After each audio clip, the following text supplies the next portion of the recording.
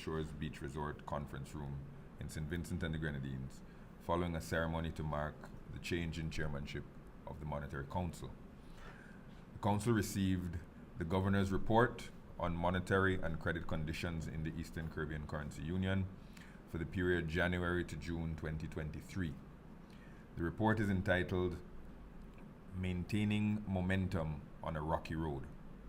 It focused on sustainable strategies and policies aimed at maintaining the positive macroeconomic performance achieved in the first few months of 2023 and on the back of a strong rebound in 2022, particularly in tourism. The Governor's report indicated that global inflation rates continue to ease in response to the cycle of monetary tightening, such as the increasing of interest rates, but remain above targets. Second, that the global environment is marked by uncertainty and complexity, with policymakers facing a trilemma: attempts to control inflation, while at the same time averting a recession and maintaining financial stability.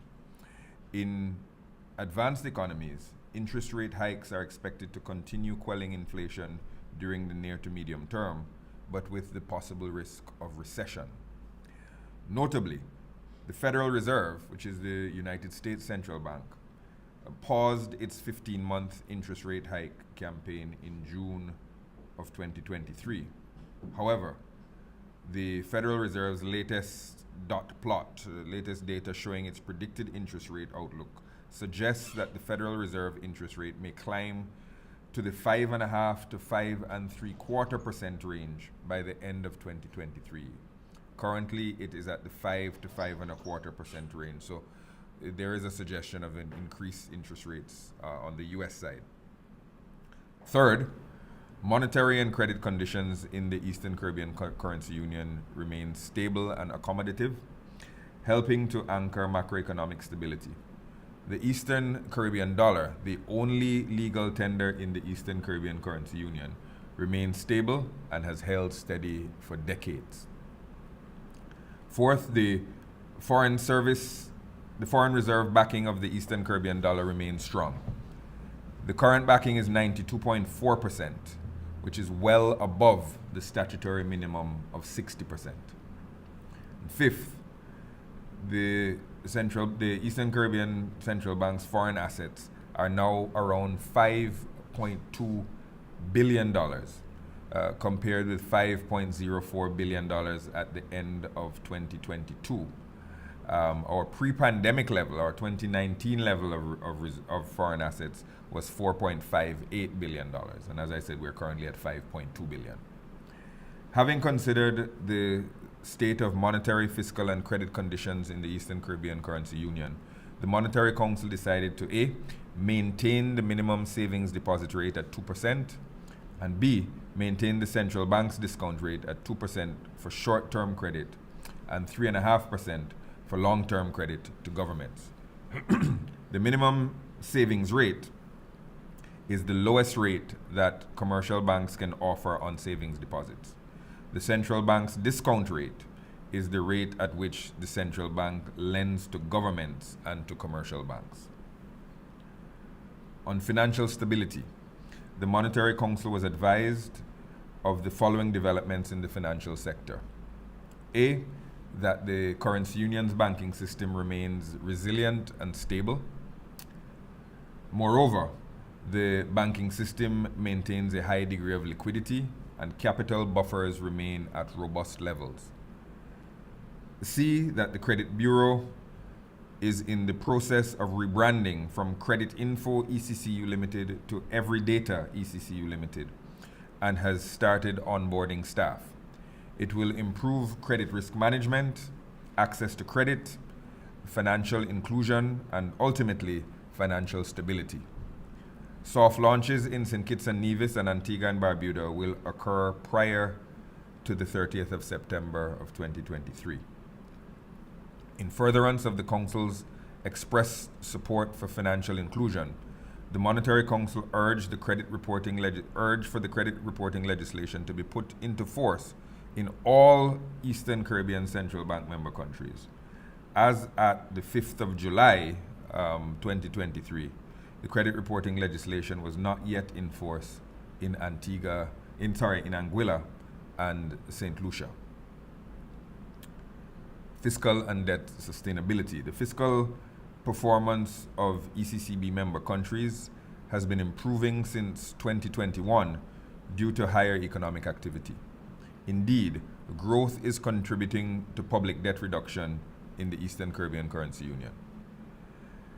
In order to secure a path of transformational growth, the policy mix at the national level for each ECCB member country should include sustainable fiscal solutions that can prioritize implementation of reforms while maintaining long-term debt sustainability.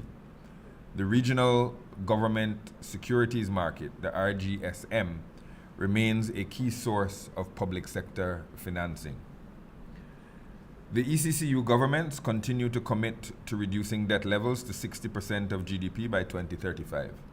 As at the end of 2022, the ECCU average was at 78%, a 10 percentage point reduction from when it was at 88% at the end of 2020. On growth and competitiveness, the Council was informed that economic recovery is proceeding apace in the currency union, but growth is projected to deteriorate in 2023 to an estimated 6.4%, down 4.8 percentage points from 2022, when growth was at 11.2%. In 2021, economic growth in the ECCU was recorded at 5.5%. Tourism has returned to pre-pandemic levels and is driving the economic recovery in the currency union.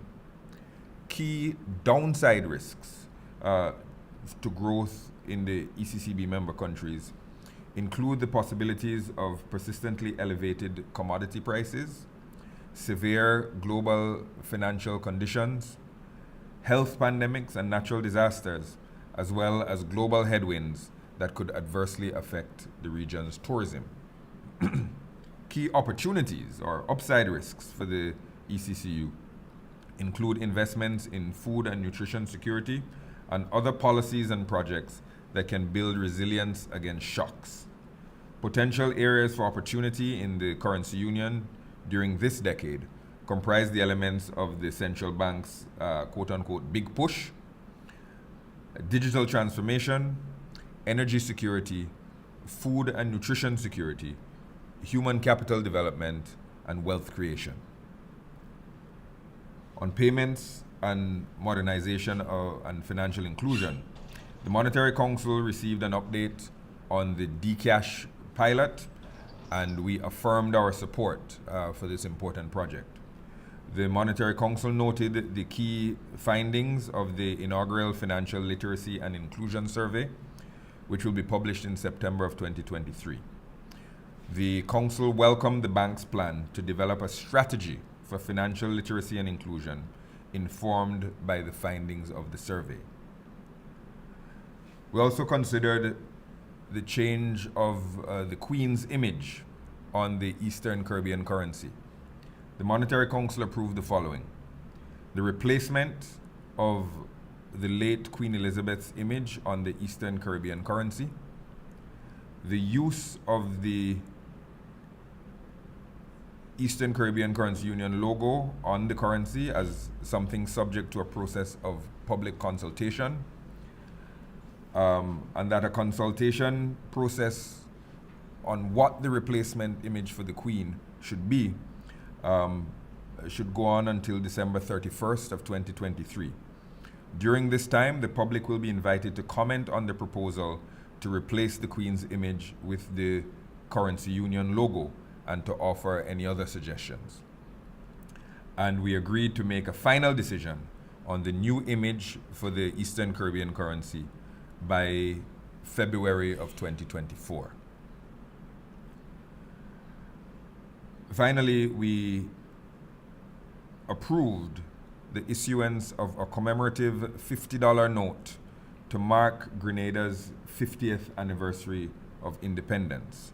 Grenada will celebrate its 50th anniversary on February the 7th, 2024, and we expect this special commemorative note to be circulated in the second half of 2024. Those, in summary, were the decisions taken by the Monetary Council, and I want to thank all members who participated in person, and those delegations and experts who logged in from various countries to assist us in our deliberations today. And I think that this particular period, this chairmanship, is off to a good start, and I want to thank Governor Antwine for his stewardship, Prime Minister Pierre for his leadership, and Minister Cornwall for his energy and insight in this particular process. I don't know if there's anything you wish to add, Governor. Okay, thank you very much.